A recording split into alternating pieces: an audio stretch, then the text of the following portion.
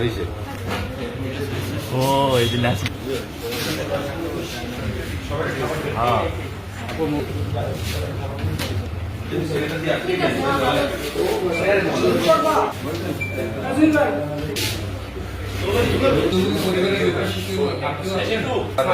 আসার জন্য মূলত আজকে আমি আমার পরিচয়টা দিয়ে নিই। আমি হচ্ছে ডাক্তার তানভীর। আমার বাসা হচ্ছে ধানগাঁও 24 নম্বর ওয়ার্ড তারকবাড়ি মসজিদের বিপরীতে। আজকে প্রেস ব্রিফিং করার উদ্দেশ্য হচ্ছে বরিশাল সিটিতে শয়তানের নিঃশ্বাস বা ডেভিলস ব্রেথ চক্রের দৌরাত্ম্য ও আইন শৃঙ্খলা পরিস্থিতি রক্ষায় জরুরি পদক্ষেপের আহ্বান করছি। এজন্যই আসলে এই প্রেস বিজ্ঞপ্তি আমি দেখেছি। মূলত আমি একজন ভুক্তভোগী। গত 20 তারিখে আমার মা আমার বাবার ওষুধ হয়েছে, উনি কমপ্লিট করছে, আমার বাবা ভালো হয়ে গেছে। তাই আমি একটু চলেন একটু দোয়া চাই আমি। এরপরে আমি একটু দাঁড়াইছি পরে কি আসেন দোয়া দিয়ে দেবেন। এরপর আমি গেছি পর ওই যে সময় আমার ডাক কিনেছে তখন আমার হাত দিয়ে এরকমের করে নিয়ে গেছে। তারপর আমি গেছি পর এখন ওই ছেলেটারে বলে যে তোমার কাছে টাকা, ওই ছেলেটারে বলে লাগে যে ওই যে একজন আর একজন চিনে না, এরকম উনি একজন আর একজন ব্যক্তি ওনার করছে না, এরকম দুজন কয় তোমার কাছে কোনো টাকা আছে? আছে। কত আছে? কয় 1500 টাকা হবে। তারপর বলে কি যে না একদিন করে তারপর দেয়। তারপর কয় টাকাটা আমি নিয়ে যাই, কয় না টাকা বাকি যা দিয়ে না লাগবে না, তুমি নাও। তুমি তো মিথ্যে কথা বলছো আমার সাথে, তোমার কাছে তো আরো 10,000 টাকা আছে। এরপর কি হওয়া আছে, আমি মিথ্যা বলছি, আর বলবো না মিথ্যে কথা, আপনি মাফ করে দিয়ে এই কথা বলছি।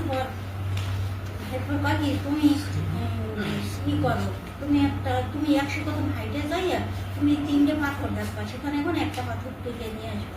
তারপর ওই ছেলেটা, আমি ওখানে দাঁড়াই রয়েছে, ওই ছেলেটা 100 কদম যায় নাই, এই যে সব যেই তারপর একটা লাল পাথরের মতো নিয়ে আসে। নিয়ে আসার পর বাকি এই পাথরটা নিয়ে তোমার বাবারে 3 দিন ধুয়ে পানি খাওয়াবা, আর 7 দিনের মতো আমি যা বলছি বা আমার সাথে দেখা হয়েছে এই কথা কারোর কাছে বলবো না। কারণ আমার জিজ্ঞেস করে যে আপনি তো দোয়া চাইতে আসছেন, আপনার কাছে কি কোনো অলঙ্কার আছে আপনার সাথে? আমি এবার তারপর কয় যে আপনি কি আল্লাহরে বিশ্বাস করেন? আমি কই জি বিশ্বাস করি। কয় নবীরে বিশ্বাস করেন? আমাদের নবী ছাড়া তো কোনো গতি নেই, আমাদের নবী না হলে তো দুনিয়ায় থাকতো না, এরকম আর কি আমার বিশ্বাস করাইছে। এরপরে বলে কি আমি আমার তখন মনে মনে বলছি কি আমি হজ করে আসছি, যে আমি হজ করে আসছি, আমি কেমনে মিথ্যা কথা বলবো? এরপরে তো ওই জিনিসের কথা জিজ্ঞেস করছো, আমি বলছি আমার হাতে 2টো চুড়ি আছে আর গলায় একটা চেইন আছে। এরপর কি তা ওটা খোলেন, আমি দোয়া দিয়ে দেবো। তারপর আমি আমার সয়েছে, ওরা আমার ধরে না, আমার সয়েছে আমি খুলে ওদের হাতে দিই।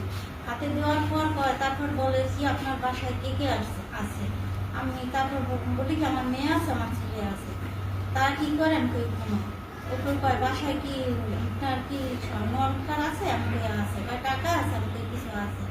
এরপর ওগুলো নিয়ে আসলে আপনাদের দোয়া দিয়ে দেবো, আপনি ওদের নিয়ে খুব শান্তিতে থাকতে পারবেন। আমি কেমন করে আমি তারপর বাসায় গেছি, বাসায় যাই ওগুলো একটা স্কুল গাড়ি ভালো একটা ব্যাগ, তারপর ওগুলো বেড়ে নিয়ে আসছি। ওরা আমাদের যেখান থেকে ধরছে তার চেয়ে সামনে একটু আগাই না, ওখানে আগাইছি পর আমার বলে কি আপনি 100 কদম এই পাথরটা নিয়ে আসেন। আমি 100 কদম হাঁটিনি, মনে হয় 10 কদম হাঁটিনি। এরপরে আমি পিছনে ফিরে যাই, ওরা নেই। তখন আমি খালি হাই করি আর দৌড়ই আর কি করি না বলতে পারি। তারপর আমি কীভাবে বাসায় আসছি তাও আমি বলতে পারি। আমার মেয়ে ছেলে উঠেছি যে আমার সর্বনাশ হয়ে গেছে, আমি সব মানুষের বিয়ে ফেলছি। এই তারপর আমার খুব খারাপ অবস্থা।